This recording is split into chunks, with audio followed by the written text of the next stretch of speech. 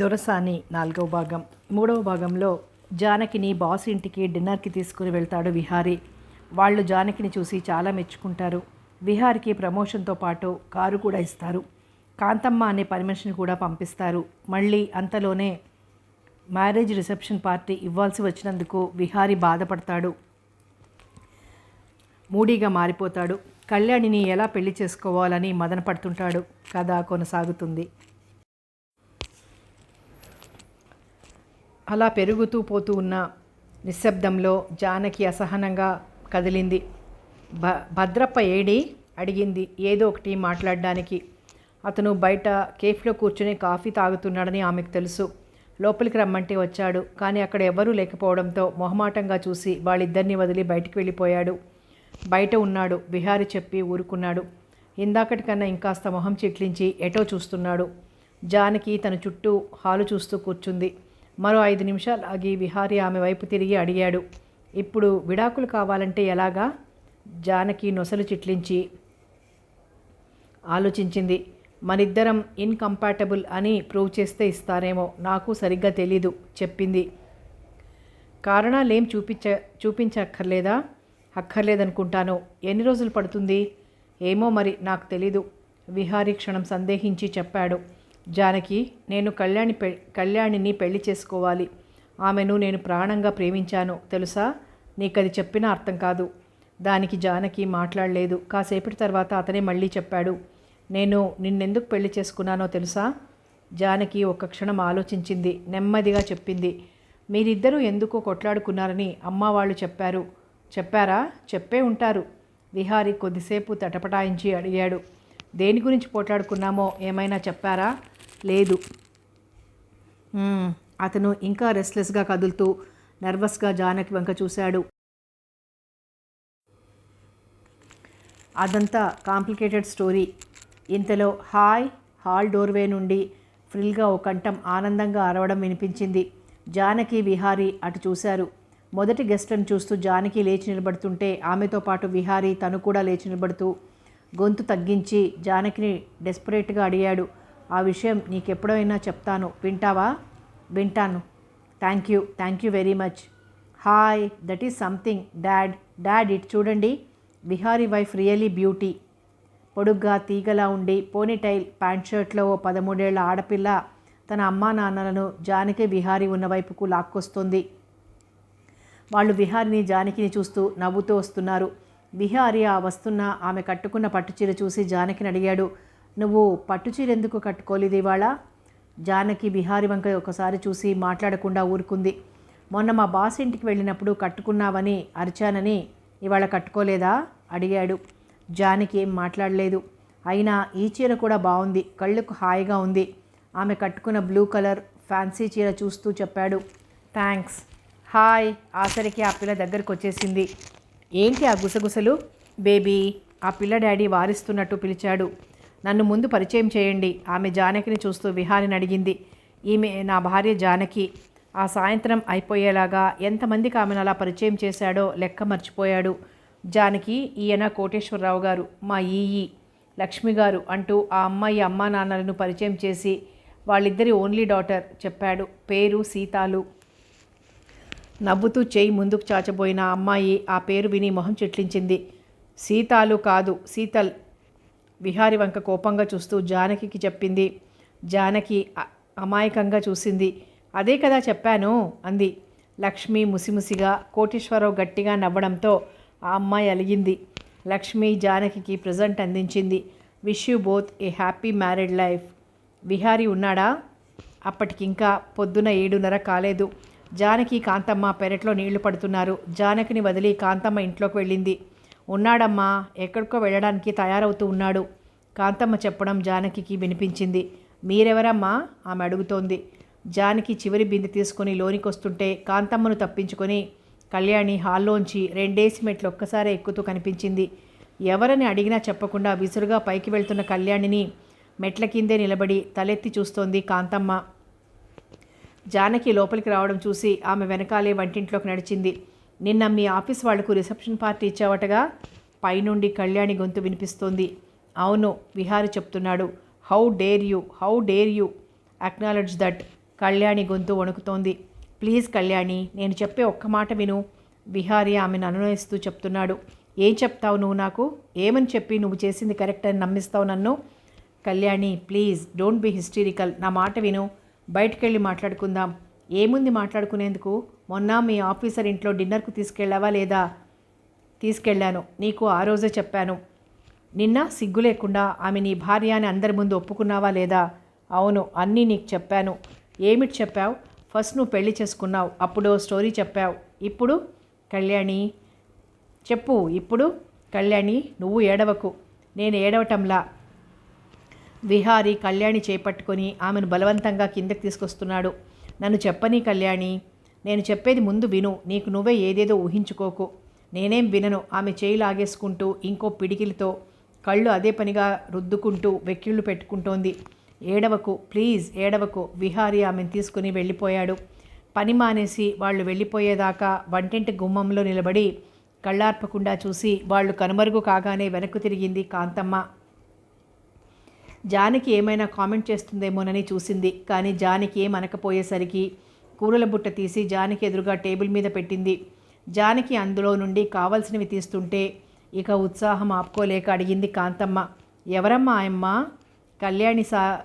Kalyani sir friend చెప్పింది జానకి. ఏందంట అట్ట అరుస్తాంది? సార్కి ఏమవుతుందామె? అడిగింది కాంతమ్మ జానకి చాకు తీసి కాంతమ్మకి ఇస్తూ చెప్పింది. నీకు అనవసరమైన విషయాలు నువ్వు పట్టించుకోకు. భద్రప్ప ఇప్పట్లా టైంకి వచ్చాడు. జానకి హడావిడిగా చెప్పులు వేసుకుని బయటికి వస్తుంటే ఎక్కడికి వెళ్ళారమ్మా? సార్ ఎప్పుడొస్తారు అడిగాడు. నాకు తెలీదు భద్రప్ప, జానకి చెప్పింది. ఆఫీస్ టైం అయిపోయింది, మరి నన్ను వెళ్ళిపోమంటారా? ఇంకో 10 నిమిషాలు చూడమంటారా అడిగాడు భద్రప్ప. నీ ఇష్టం అంది జానకి. మిమ్మల్ని మీ ఆఫీస్ దగ్గర దింపిరమ్మంటారా? వద్దు, నేను వెళ్తాను. ఆ రోజు రాత్రి చాలా ఆలస్యంగా వచ్చాడు విహారీ. వస్తూనే పైకి వెళ్ళి పడుకున్నాడు. మరుసటి రోజు పొద్దున్నే లేచి వెళ్ళిపోయాడు. ఆ వారమంతా అతను దాదాపు జానకి కనిపించనే లేదు. 1-2 సార్లు అర్లీగా ఇంటికి వచ్చినప్పుడు తొందరగా వెళ్ళిపోయాడు. ప్రతిసారి అతనితో పాటు కళ్యాణి ఉండేది. వాళ్ళ ఇంట్లో ఉన్న కొద్దిసేపు కాంతమ్మ కళ్ళతోనే వాళ్లను ఫాలో అయ్యేది. జానకిని అప్పుడప్పుడు అదోలా చూసేది, కానీ మళ్ళీ డైరెక్ట్గా అడగలేదు. అడిగినా ఉపయోగం లేదని అనుకుందేమో.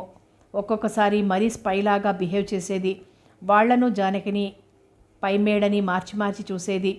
ఆదివారం పొద్దున్నే రాఘవరత్న ఫోన్ చేశాడు. జానకిని మధ్యాహ్నం లంచ్కి ఇంటికి పిలిచాడు. ఆదివారం కదా, ఒక్కదానివి ఉంటావు. అందులో మా రేవతి నీ కోసం ఎదురు చూస్తోంది. వస్తావు కదూ? కారు పంపిస్తాను చెప్పాడు. ఇవాళ కొంచెం పనుందండి. జానకి మొదలు పెట్టగానే అతను ఆపేశాడు. ఏం పనున్నా కాంతమ్మకు చెప్పు. నువ్వురా, ఇదిగో రేవతి మాట్లాడుతుంది. రేవతి కూడా బలవంత పెట్టేసరికి జానకి కాదనలేకపోయింది. 15 గంట తిరిగేలోపే రాఘవరత్న పంపిన కారు జానకి ఇంటి ముందు ఆగింది. నువ్వు రా కాంతమ్మ, జానకి కాంతమ్మని పిలిచింది. ఇల్లు దులపాలి కదమ్మా, సారుకు తీరిక దొరకకపోయే అంది కాంతమ్మ. నేను చేసుకుంటాలే, నువ్వు వచ్చాక నాకేం పనులు మిగిలాయి? మరీ పోండమ్మా, పనిచేసేవాళ్ళు ఊరక కూర్చోలేరు. నేను మీ చేతిలోంచి ఒక పని లాక్కుంటే మరో పని సృష్టిస్తూ ఉంటారు. కాంతమ్మ గొణుక్కుంటూ బయటికి నడిచింది. జానకి తలుపులు వేసి వచ్చేదాకా కారు పక్కన నిలబడింది. జానకి వెనక సీట్లో కూర్చున్నాక తను డ్రైవర్ పక్కన కూర్చుంది. ఇయాల రేవతమ్మ నన్ను రానక్కర్లేదన్నారు. నన్ను మా ఇంటికాడ దింపేస్తారా? కాంతమ్మను ఆమె ఇంటి దగ్గర దింపాక జానకి చెప్పింది. ఇవాళ సాయంత్రం ఇక మా ఇంటికి కూడా రావద్దులే. ఏమైనా పనుంటే రేపు చేసుకుందాం. మంచిదమ్మా. రేవతి వాళ్ళ ఇల్లు దగ్గర పడుతుంటే జానకి ఇందాక ఫోన్లో రాఘవ అన్న మాటలు గుర్తొచ్చాయి. ఇంట్లో ఒక్కదానివే ఉంటావుగా అని అతను క్యాజువల్గానే అన్నా, తను ఇంట్లో ఒక్కతే ఉంటుందని తెలిసే అని ఉంటాడు. మొన్న రాత్రి విహారీ ఇంటికి రాలేదు, నిన్నంతా రాలేదు, ఇవాళ రాలేదు. ఆ విషయం రాఘవకు తెలిసే ఉంటుంది. చెప్పడానికి కాంతమ్మ ఉంది, భద్రప్ప ఉన్నాడు. అదీ కాక విహారీ ఎక్కడికి వెళ్తున్నాడో తనకు తెలియకపోయినా రాఘవకు తెలిసే అవకాశం ఎక్కువ ఉంది. ఈ వారం రోజుల నుంచి భద్రప్ప కూడా ఇంటికి రావడం లేదు. విహారీ అతన్ని ఎక్కడికి రమ్మన్నాడో. జానకి రాఘవ ఇంటి ముందు కారు దిగి మెట్లెక్కుతూ ఎదుర్కొనబోయే ప్రశ్నలకు ప్రిపేర్ అయ్యింది. ఫోన్ చేసి మరీ తనొక్కదాన్నే లంచ్కి పిలిచారంటే లంచ్కు మాత్రమే అనుకునేంత పిచ్చిది కాదు తను. లోపల ఓ పెద్ద లెక్చర్ ఎదురు చూస్తుందని ఆమె మనసు శంకించడం మొదలుపెట్టింది. జానకి హాల్లో అడుగు పెడుతూనే రేవతి ఎదురొచ్చింది. ఆమె వెనకాలే రాఘవ, ఆయన వెనకాలే గౌతమ్ ఆమెను సమీపించారు. ఆమెను నవ్వుతూ పలకరించారు. రేవతి జానకి 2 చేతులు పట్టుకొని మాట్లాడుతూ లోనికి తీసుకెళ్ళింది. విశాలమైన వంటగదిలో ఒక మూల నలుగురికి సరిపడేంత డైనింగ్ టేబుల్, కుర్చీలు ఉన్నాయి. మనమే కదా భోజనం ఇక్కడే చేద్దామనుకున్నాను జానకి. రేవతి జానకిని అటువైపు తీసుకెళ్తూ చెప్పింది. డైనింగ్ రూమ్ మరీ ఫార్మల్గా ఉంటుంది, ఏమంటావ్? అవును, జానకి ఒప్పుకుంది. భోజనం మధ్యలో గౌతమ్ అన్నాడు, ఇది అచ్చం ఫ్యామిలీ లంచ్లా ఉంది కదమ్మా. జానకి గారు ఎన్నో ఏళ్లుగా మనకు పరిచయం ఉన్నట్టుంది కదూ. అవును, రేవతి నవ్వింది. కిరణ్ ఉన్నప్పుడు నలుగురం ఇలాగే భోజనం చేసేవాళ్ళం, రేవతి జానకికి చెప్పింది. కిరణ్ మా అమ్మాయి, పోయిన సంవత్సరం పెళ్ళైంది. ఆమె పెళ్ళై వెళ్ళిపోయినప్పటి నుండి మా ఇల్లు బోసిపోయింది. రేవతి కళ్ళల్లో తడి మెరిసింది. జానకికి అమ్మ గుర్తొచ్చింది. ఆమె కూడా ఇప్పుడు తనను గుర్తు చేసుకుని కళ్ళనీళ్లు పెట్టుకుంటుందేమో. జానకికి ఉన్నట్టుండి ఇంటి మీద బెంగ పొంగుకొచ్చింది. ఇక్కడికి వచ్చి 4 రోజులు కాలేదు, అప్పుడే ఎన్నో యుగాలు అయినట్లుంది. మా కిరణ్ మీలాగా సైలెంట్గా ఉండదనుకోండి, గౌతమ్ చెప్తున్నాడు. అది ఉంటే ఇల్లు ఇంత ప్రశాంతంగా ఉండే ప్రశ్నే లేదు. నువ్వు ఊరుకోరా. ఎవరైనా అమ్మ వాళ్ళ దగ్గర మాట్లాడక ఏం చేస్తారు? రేవతి అంది. ఏమ్మా, నువ్వు మాట్లాడవా మీ ఇంట్లో? మాట్లాడతానండి. జానకి మొహంలో పల్చటి నవ్వు పరుచుకుంది. నోరు ముయ్యవే గోల, ఒక్క నిమిషం మాట్లాడకుండా ఉండలేవు అని అమ్మ వాళ్ళు కసిరేవారు. ఏం మాట్లాడేవారు?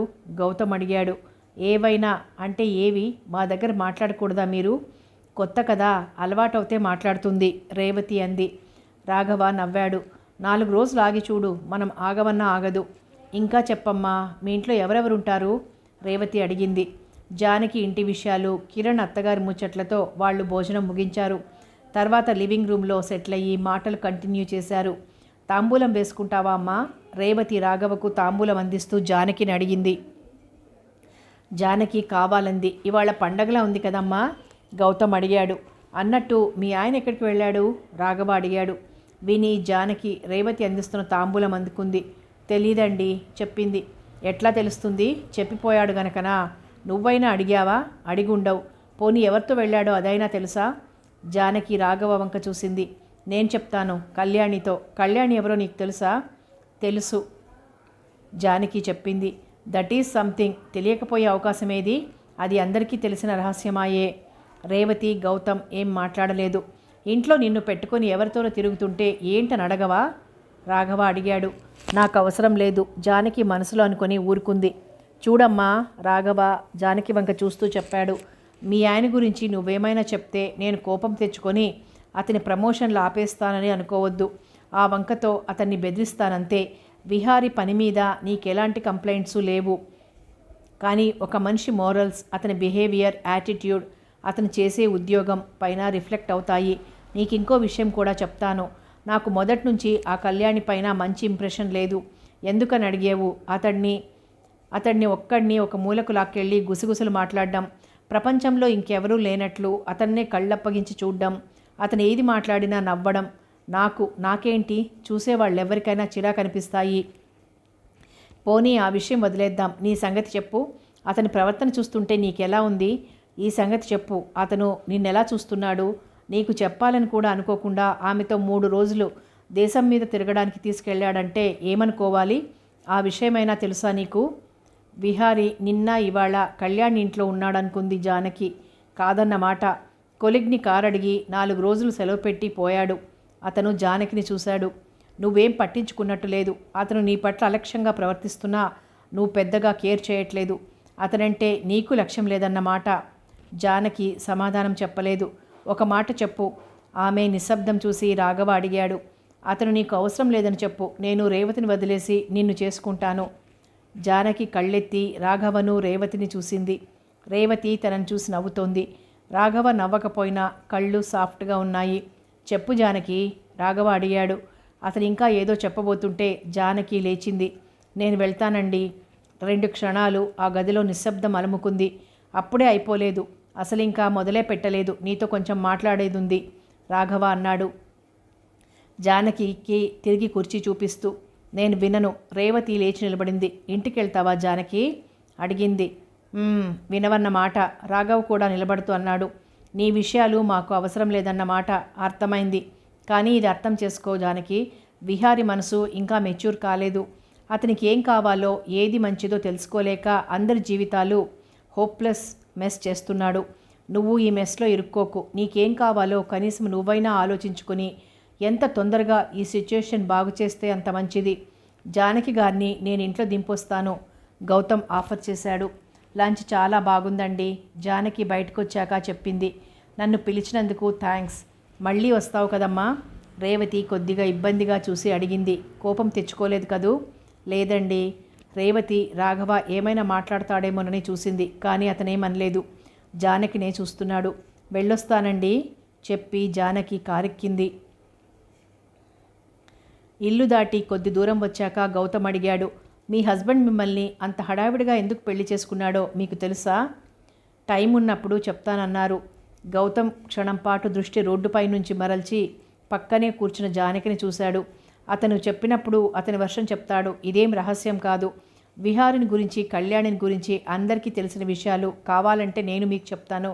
Because you got to know sooner or later. Janaki మాట్లాడలేదు. చెప్పొద్దు, నేను వినను అనడం విడ్డూరంగా ఉంటుంది. ఆఫ్టర్ ఆల్ విడాకులు తీసుకునేదాకా అతను తన భర్త. యూసీ, గౌతమ్ చెప్తున్నాడు. వాళ్ళు ఒకళ్ళని ఒకళ్ళు విపరీతంగా ఇష్టపడ్డారు. ఇక ఎప్పుడో పెళ్లి చేసుకుంటారని అందరం అనుకున్న విషయమే. అయితే మీ పెళ్లి కన్నా కొద్ది నెలల ముందు ఎందుకో మాటిమాటికి పోట్లాడుకునేవారు. ఎందుకో మరి మనస్పర్ధలు పెంచుకున్నారు. ఈ లోపల కళ్యాణి డాక్టర్ల చుట్టూ, సైకియాట్రిస్టుల చుట్టూ తిరగడం మొదలుపెట్టింది. ఎందుకని అడిగినా విహారికి చెప్పలేదనుకుంటా. అప్పటికి ఆమె అనవసరమైన అలకలకు, కోపాలకు, టెంపర్మెంటల్ మూడ్స్కు విసిగిపోయిన విహారి తన దగ్గర ఆమె ఏదో రహస్యం కూడా దాస్తోందని తెలిసి బాగా ఫ్రస్ట్రేట్ అయ్యాడు. జానకి వింటోంది.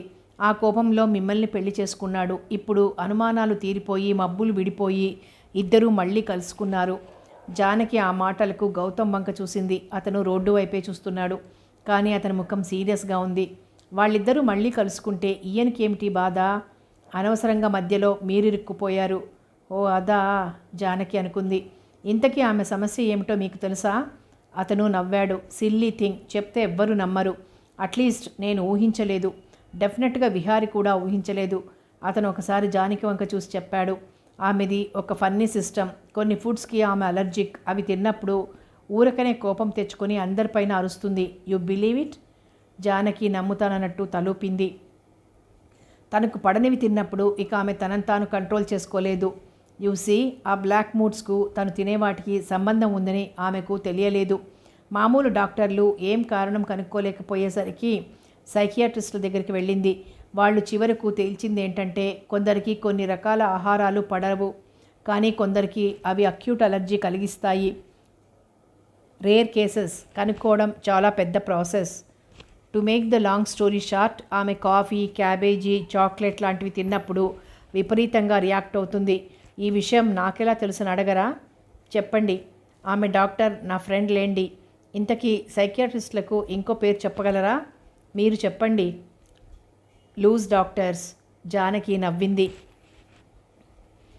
గౌతమ్ కొద్దిసేపు జానకి వైపే చూశాడు. ఆమె ఇంటికి వెళ్లే సందు చివర కారు ఆపేసి సీట్లో జానకి వంక తిరిగి కూర్చున్నాడు. మీకో మాట చెప్పాలి జానకి గారు. విహారి ఏం ఆలోచిస్తున్నాడో నాకు తెలీదు, కానీ అతను మిమ్మల్ని, ఆ కళ్యాణిని కూడా కావాలనుకుంటే అది దురాసే. అతను తనకి ఎవరు కావాలో తేల్చుకునేదాకా మీరు ఫ్రీ. అందుకే అడుగుతున్నాను, మీరు నన్ను పెళ్లి చేసుకుంటారా? అతను ఆమె జవాబు ఇవ్వదలుచుకుంటే ఇచ్చే సమయం ఇవ్వలేదు.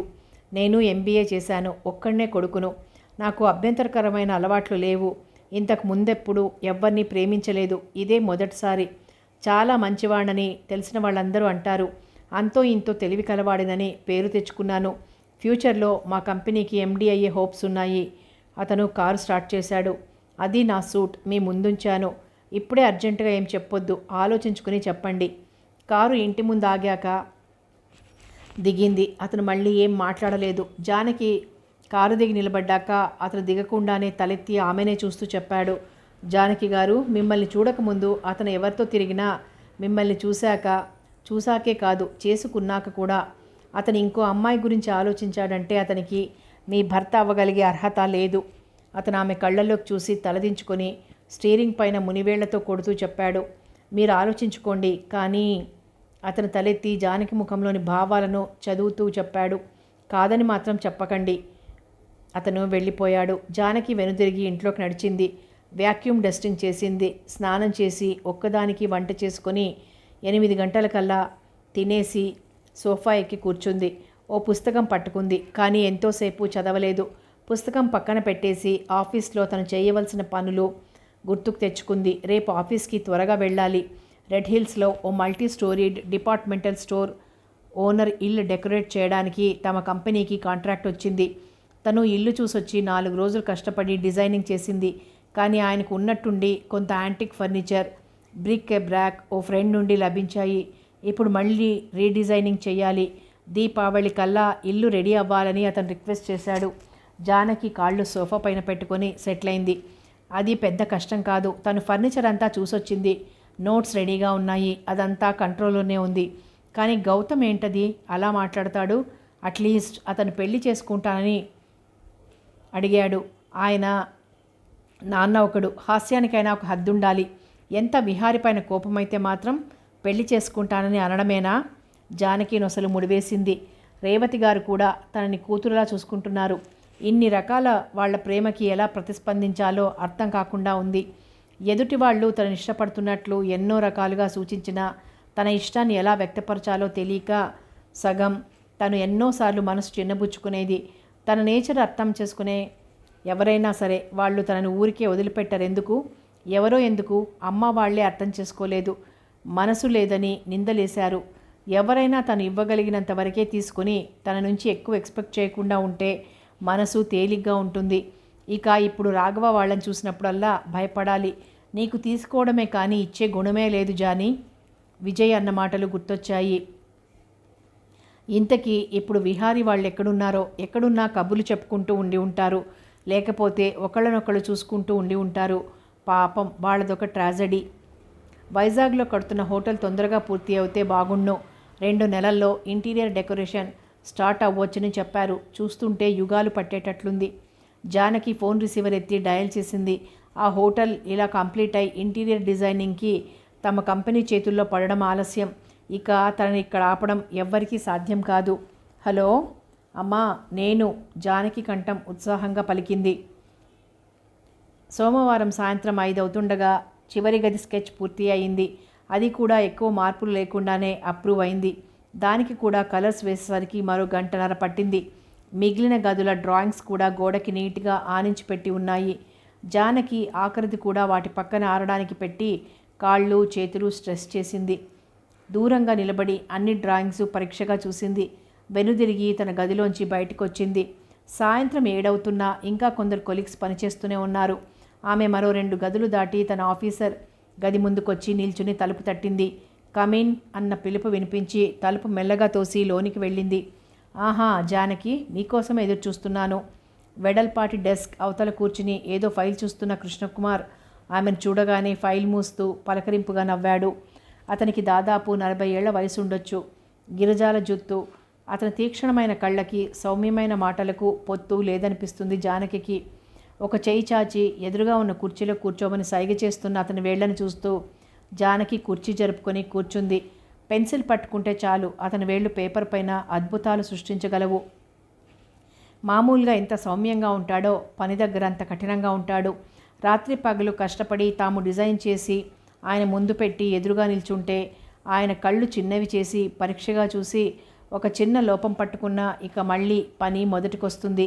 ఇక అసలు డెకరేటింగ్ డిజైన్ నుండి ఏమాత్రం మారినా డెకరేటర్ల పని గోవిందా. మీకో న్యూస్ చెప్పనా? ఆయన ఇప్పుడు మోచేతులు 2 ఎదురుగా టేబుల్ మీద ఆనించి వేళ్లు పెనవేసి జానకిని చూస్తూ అన్నాడు. అబిడ్స్ సెంటర్లో కావేరీ ఫ్యాషన్స్ కమిషన్ మనకొచ్చింది. Really sir? ఎస్. జానకి సంతోషం చూసి అతను నవ్వాడు. అంతసేపు పక్కన పెట్టి ఉంచిన ఆనందం అతని మొహంలోకి కూడా ప్రవేశించింది. బిల్డింగ్ కన్స్ట్రక్షన్ దాదాపు అయిపోయింది. మనం వర్క్ స్టార్ట్ చేయొచ్చు. ఆ ఇంటి డిజైనింగ్ అయిపోయిందా? అయిపోయింది సార్. గుడ్. నేను ఒకసారి చూస్తాను. రేపు మనం అబిడ్స్ వెళ్దాం. Yes sir. సరే మరి ఆ డ్రాయింగ్స్ మీ గదిలోనే ఉంచండి, నేను తెచ్చుకుంటాను. మీరు ఇంటికి వెళ్ళొచ్చు. అన్నట్లు అడుగుదామనుకున్నాను, టీ కావాలా? వద్దు సార్. జానకి లేచింది. అదే అనుకున్నాను. జానకి తలుపు తీసుకుని గుడ్ నైట్ సార్ చెప్పి బయటపడింది. మరుసటి రోజంతా బిజీగా గడిచిపోయింది. కొత్త ప్రాజెక్ట్ ఎప్పటికప్పుడు కొత్తగా ఉంటుంది. మొట్టమొదటిసారి చేసినట్టు ఎగ్జైటింగ్గా ఉంటుంది. ప్లాన్లు, ఆలోచనలు, డిస్కషన్లు. వీటితో సాయంత్రం అవడం తెలియలేదు. బస్టాండ్లో నిలబడి బస్ కోసం ఎదురు చూస్తుంటే ఇంటికి వెళ్తున్నందుకు ఆనందం వేసింది.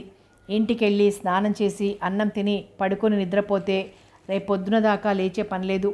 అంతవరకు అన్ని రంగులను డైల్యూట్ చేసి ఆరెంజ్ రంగులో ముంచిన సాయంత్రపు నీరెండ కూడా డిమ్ అయ్యి చిరుచీకట్లు కమ్ముకుంటున్నాయి. రోడ్డుకు అవతల వైపున ఓ కాంప్లెక్స్ బిల్డింగ్లో గ్రౌండ్ ఫ్లోర్ అంతా అద్దాలు బిగించి సాఫ్ట్గా లైట్లు వేసి ఉంచిన లైబ్రరీ కనిపించింది. రోజు చూస్తుంది దాన్ని. లోపలికి వెళ్ళే టైం దొరకట్లేదు. లోపల ఏం పుస్తకాలు ఉన్నాయో కానీ ఇక్కడి నుంచి చూస్తే అందులోని ఫర్నిచర్ లేఅవుట్ క్లియర్గా కనిపిస్తోంది. కుమార్ కానీ చూస్తే ఎగ్జైట్ అయిపోతాడు. ఇంటీరియర్ డిజైనింగ్లో వుడెన్ ఫర్నిచర్ అతని ఫేవరెట్ టాపిక్. జానకి ఒకసారి వాచి చూసుకుని నిట్టూర్పు విడిచింది. బస్ స్టాప్ రద్దీగా ఉంది. బస్సులు, ఆటోలు, రిక్షాలు, కార్లు, స్కూటర్లు జనాన్ని తప్పించుకుంటూ వెళ్తున్నాయి.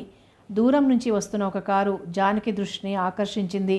ఆమె దాని వంకే చూస్తుంటే అది స్లో అయ్యి ఆమె ముందు ఆగింది. జానకి వంగి లోపలికి చూసింది. విహారీ డ్రైవింగ్ సీట్లో ఉన్నాడు. కళ్యాణి పక్క సీట్లో కూర్చొని ఉంది. ఇంటికేనా? విహారీ జానకిని అడిగాడు. అవును, ఎక్కు.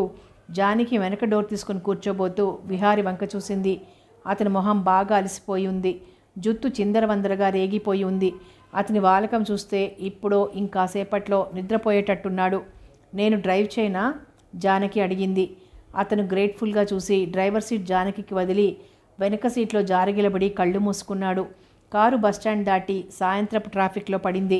నేను కూడా డ్రైవింగ్ నేర్చుకోవాలి. పాపం 4 రోజుల నుంచి విహారీ ఒక్కడే డ్రైవ్ చేసి టైర్ అయిపోయాడు, కళ్యాణి అంది. 20 నిమిషాల్లో కారు ఇల్లు చేరింది. ఇంటి ముందంతా శుభ్రంగా ఉంది. కాంతమ్మ వచ్చి వెళ్ళినట్టుంది. జానకి వంట చేసి స్నానం చేసింది. విహారీ, కళ్యాణి ఫ్రెషప్ అవ్వగానే ఎక్కువ మాటలు లేకుండానే ముగ్గురు భోజనం చేశారు. తిన్న ప్లేట్లు కిచెన్లో తనే పడేస్తానని విహారీ చెప్పాక జానకి ఒక బుక్ పట్టుకొని పైకి వెళ్ళిపోయింది. ఇక అంతేనా ఆమె? జానకి పైకి వెళ్ళిపోయాక కళ్యాణి విహారిని అడిగింది.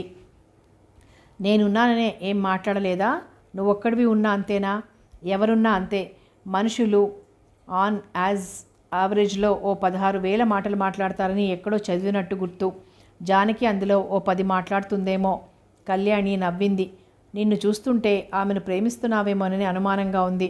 ఎవరైనా జీవితంలో ఒక్కసారే ప్రేమిస్తారు.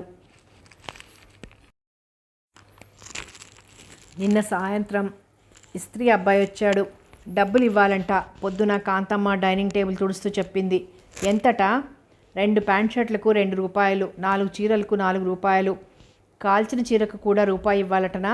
జానకి నవ్వింది. చీర కాల్చాడా? ఏది? ఏ చీర? కాంతమ్మ తుడవడం ఆపేసి అడిగింది. అదే మైసూర్ క్రేప్ నల్ల చీర, పింక్ బార్డర్. ఓయమ్మా, అది కాల్చేశాడా? 400 ఉండదు ఆ చీర. ఎప్పుడు చూసుకున్నారు? నిన్న పొద్దుట చూశాను. మరి నాకు చెప్పనే లేదమ్మా. మీరింట్లో లేకపోతే ఏంటట? నేను వాడి దుమ్ము దులిపేద్దును కదా. ఇప్పటికైనా ఏం మునిగిపోయింది? ఆ చీర ఇటు ఇయ్యండి, నేను అడిగొత్తా. ఏమడిగొస్తావు? జానకి అడిగింది. మీకెందుకు? మీరు ముందు ఆ చీర అయితే ఇటు ఇయ్యండి అమ్మా అన్నది కాంతమ్మ. పోతే పోయిందిలే. ఆ టేబుల్ తుడవడం అయితే ఇటొచ్చి కూరలు తరుగు, నేను తొందరగా వెళ్ళాలి, జానకి చెప్పింది. అయితే ఆ చీర సంగతి ఇక వదిలేస్తారా? ఏం చేస్తామైతే? అరచేయంత మీద కాలిపోయింది. డార్నింగ్ కూడా చేయరాదు. ఏది? నన్ను చూడనియండి. పోనిమ్మని చెప్పాగా. నువ్విట్రా. సార్. కాంతమ్మ మెట్లు దిగుతున్న విహారి దగ్గరకు నడిచింది. ఆ ఇస్త్రీ చేసే అతను జానకమ్మ చీర అరచేయి మందాన కాల్చేశాడు. అలాగా? జానకికి నవ్వొచ్చింది. పొద్దునే కాంప్లికేటెడ్ విషయాలు చెప్తే విహారికి తొందరగా అర్థం కాదు. అలాగా అంటారేంటి సార్? పోయి వాడి దుమ్ము దులిపిరాక, కాంతమ్మ రెట్టించింది. విహారి కళ్ళు చిక్కిలించి కాంతమ్మను చూస్తూ కిందికొచ్చాడు. ఏంటట జానకి? వంటింటి తలుపుకి భుజమానించి నిలబడుతూ అడిగాడు. జానకమ్మ చీర ఆ ఇస్త్రీ అబ్బాయి కాల్చేశాడు. పోయి అడుగొస్తారా? కాంతమ్మ అతని వెనకాల నిలబడుతూ అడిగింది. ఏమడిగి రావాలి? విహారి ఆవులిస్తూ అడుగుతుంటే కాంతమ్మ అతన్ని దాటుకొని వంటింట్లోకి వచ్చి జానకి ముందు నిల్చుంది. ఇప్పుడు అడిగితే మాత్రం నా చీర నాకు వస్తుందా కాంతమ్మ? పోయింది ఎలాగూ పోయింది. నువ్వు కూరలు తరుగు.